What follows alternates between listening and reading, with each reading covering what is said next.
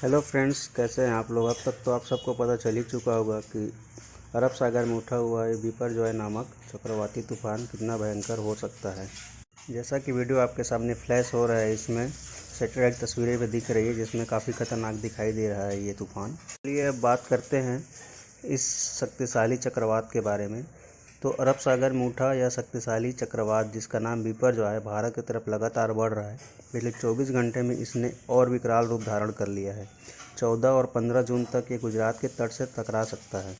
चलिए जानते हैं कि चक्रवात होते क्या हैं और ये बनते कैसे हैं। चक्रवात यानी कि साइक्लोन, तो साइक्लोन शब्द ग्रीक भाषा के साइक्लोस से लिया गया है। इसका अर्थ है सांप की कुंडलियाँ। इसे ऐसा इसलिए कहा जाता है क्योंकि बंगाल की खाड़ी और अरब सागर में ट्रॉपिकल साइक्लोन समुद्र में कुंडली मारे सांपों की तरह दिखाई देते हैं। असल में चक्रवात एक गोलाकार तूफान होते हैं जो गर्म समुद्र के ऊपर बनते हैं। जब ये चक्रवात ज़मीन पर पहुंचते हैं तो अपने साथ भारी बारिश और तेज़ हवाएं लेकर आते हैं।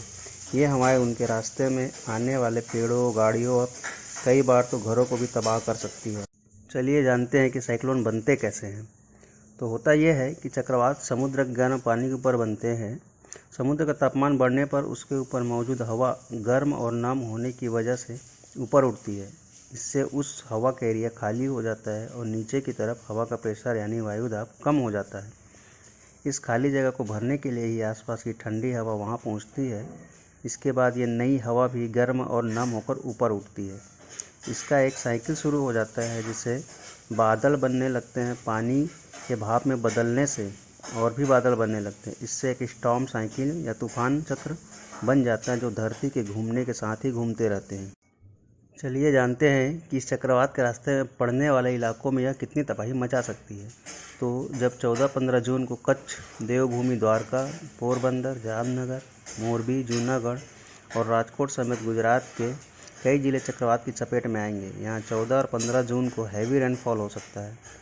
16 जून को ये चक्रवात नॉर्थ गुजरात से सटे राजस्थान के इलाकों की तरफ बढ़ेगा। यहाँ भी वेरी हैवी रेनफॉल होने की संभावना है। बिपरजॉय से प्रभावित इलाकों में 15 जून तक 15 ट्रेनें कैंसिल रहेगी। चलिए अब जान लेते हैं इससे होने वाले नुकसान के बारे में। तो इस बिपरजॉय तूफान की वजह से छप्पर झोपड़ी वाले घर पूरी तरह तबाह हो सकते हैं। कच्चे घरों को भारी डैमेज होगा और पक्के मकानों को भी नुकसान हो सकता है। बिजली के खंभे और कम्युनिकेशन टावर्स झुक सकते हैं या पूरी तरह से उखड़ सकते हैं। कच्ची और पक्की सड़कें डैमेज हो सकती है। रेलवे परिवहन, बिजली के तारों और सिग्नलिंग सिस्टम में बाधा हो सकती है। खड़ी फसलों को व्यापक नुकसान होगा। आम जैसे फलदार पेड़ पूरी तरह झड़ जाएंगे। किनारों से बंधी छोटी नावें भी बह सकती है। खारे पानी की वजह से विजिबिलिटी बुरी तरह प्रभावित हो सकती है। इस खतरनाक बिपरजॉय तूफान को देखते हुए यहाँ की सरकार ने काफ़ी ठोस कदम उठाए हैं।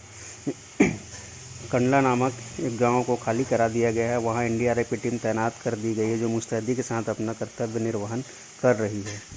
सन 98 में भी इसी तरह की चेतावनी दी गई थी, मगर इसे हल्के में लिया गया था, जिसका काफ़ी बड़ा नुकसान झेलना पड़ा था। उसको देखते हुए इस बार इसको काफ़ी मुस्तैदी से किया जा रहा है।